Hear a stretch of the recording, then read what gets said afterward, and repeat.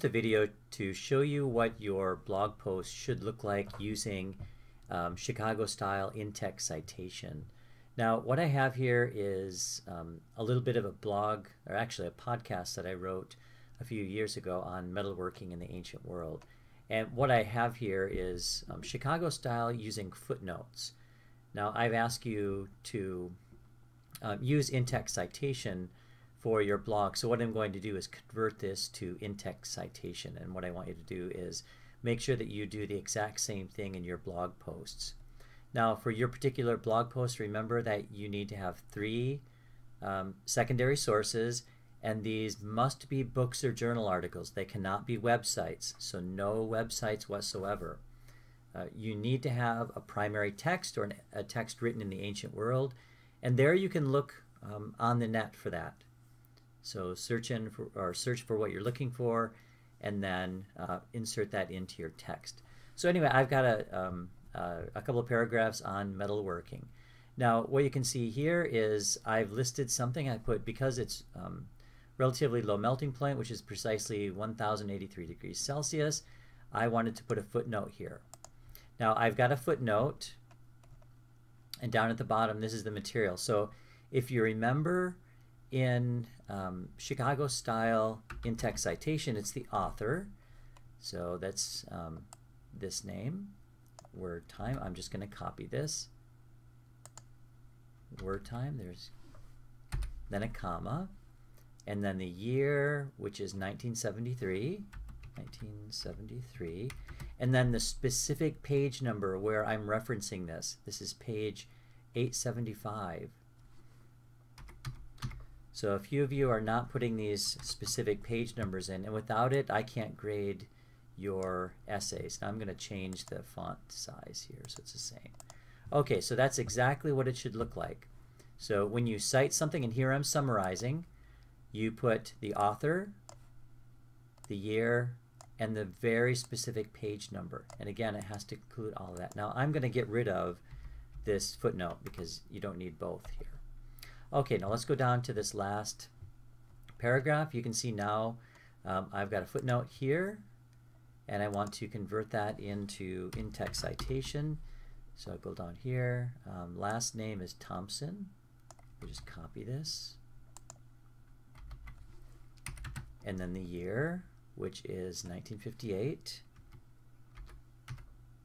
And then the very specific page number, which is 2. So what this means is if I look up this article, early metallurgy of copper and bronze in the journal Man, and if I look on page 2, you will see that what I've summarized here is taken from that. Okay, so now that you've got your in-text citation, you must have a separate bibliography. And this is what the bibliography should look like for journal articles. You've got the last name followed by the first name and a period. Then you've got the title of the article in quotation marks. Then you've got a period. Then you've got the title of the journal in italics, the volume, the number, and then this is the full page range of the journal article. And then again down below, I can tell right away that this is a journal article just by the way it's set up.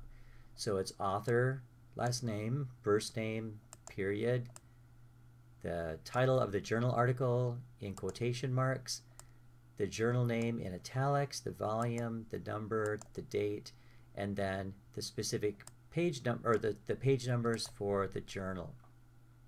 Now if I happen to have a book here, this is out of order, but let's just say this is what it is. History of Christianity. So this is for a book. You're going to have city,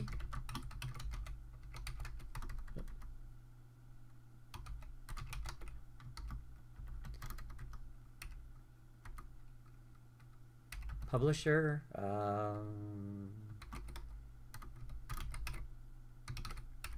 and then year, and then period. Now, oh, and then you also have to italicize the book title. So this is the difference between citing a book, and let me just move this in order, and a book, or in a journal. So here's a book, last name, first name, period, the title of the book in italics, then the city, publisher, and then year, the very specific year. And let me just give this a year. Then you've got, for a journal, just what I talked about before. So this is exactly how your blog post should be looking. You started off with an introduction. And my podcast is actually about 5 pages long, but I only took out some just a little bit to show you an example. Whenever you borrow somebody else's ideas, you cite it, just like this. If you, oops, and I need to get rid of this footnote. If you happen to take a direct quote, the mines were dangerous. That's a direct quote. You do the same thing. The author's last name, the year, and the very specific page number. Okay, so make sure that you watch this video again to make sure you know exactly how this looks. And as I mentioned on the syllabus, I will not grade blogs or an essay without this information. So make sure that everything is there.